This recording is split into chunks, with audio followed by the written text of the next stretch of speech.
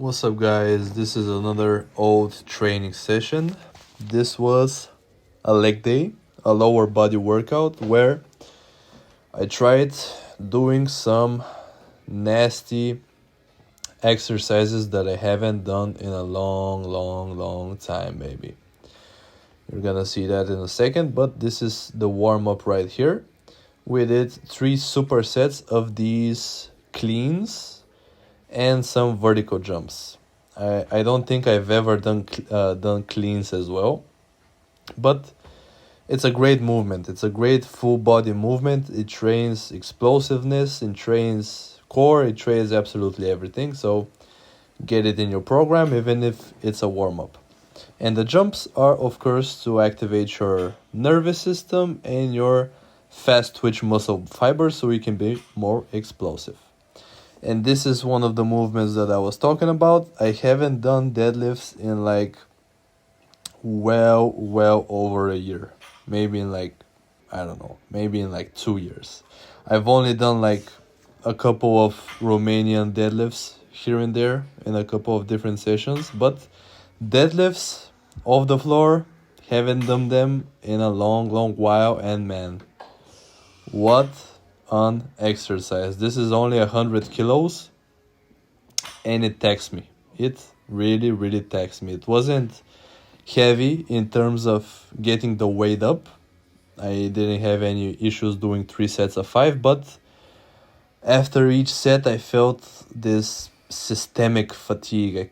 I can't really explain it, but I felt like my nervous system was fatigued after those light deadlifts, which is crazy. But man, I guess the deadlifts are truly the king of all lifts, including squats and pull-ups and things like that. But deadlifts are literally training your whole body from head to toe. They're an amazing exercise. So I need to do deadlifts here and there. And this is the second movement which I haven't done in 2 years. Front squats, baby. I feel like this is the equivalent to deadlifts in terms of it trains your entire body from head to toe, but it kind of has an emphasis on the front side of your body. Deadlifts, they train your whole body, but with a focus on the posterior chain.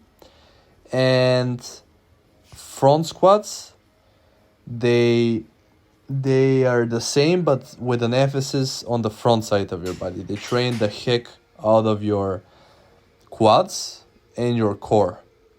And surprisingly, they also hit your upper back a lot. Doing these front squats, the thing that I have, it was really lightweight, but the things that I had issues with were my wrists, you need a lot of wrist mobility to do that exercise. And also keeping my upper back tight and keeping my posture upwards. That was really difficult for me. And I kind of had an upper back pump by this point. But this is the third exercise. And I think this is the first time I'm doing this exercise. These are Zercher split squats. Up until this point, I've only done Bulgarian split squats with dumbbells, and I think I saw it I don't know, on the internet somewhere. I saw this guy doing Zercher Bulgarian split squats, and it just made sense to me. It actually works, but I had to do it with lightweight because I've never done this exercise before, and it felt great, to be honest. You still have to really keep your core tight and your upper back tight, but you have a lot more stability doing Bulgarian split squats this way instead of doing them with dumbbells. With dumbbells, you have to really focus on stability, coordination, balance, because if one hand drops too low, you're gonna lose your entire balance and it might ruin the whole set, So doing Zercher Bulgarian split squats is a lot more stable than doing them with the dumbbells. And then fourth exercise, quad focus. We just did a couple of pump sets of these leg extensions to hit the quads. This was basically a deadlifts plus quads session. So my other leg day that I did around this time, I did squats plus hamstrings. That was leg day A, and this is leg day B, where I do deadlifts and quads. So pretty much the opposite of the other workout.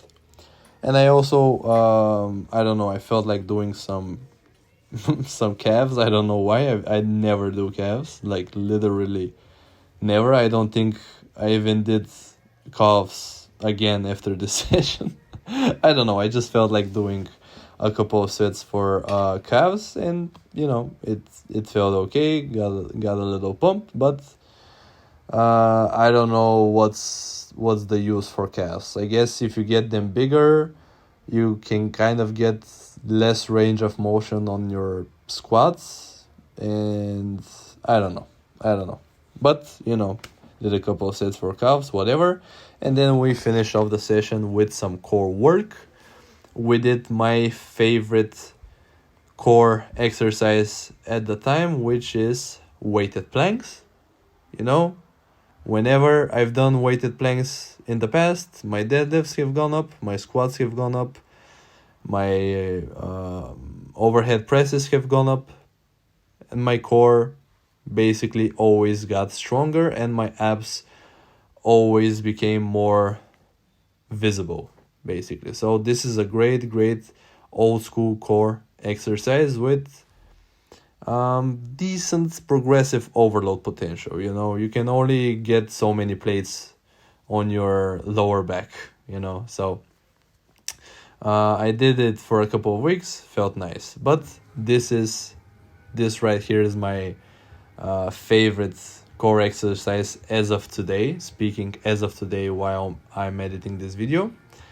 The hanging knee raises or hanging leg raises. I don't know, this just hits my core, I think, more than the planks, and also I feel like it asks for a bit more stability than the planks, because you need to really focus on not swinging your entire body, which means you really have to use your grip, you have to use your hip flexors, you have to really focus on being stable and getting that core locked in, baby.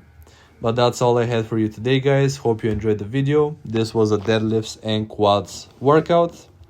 I wish you all the best, guys, and see you in the next one, baby. Peace out.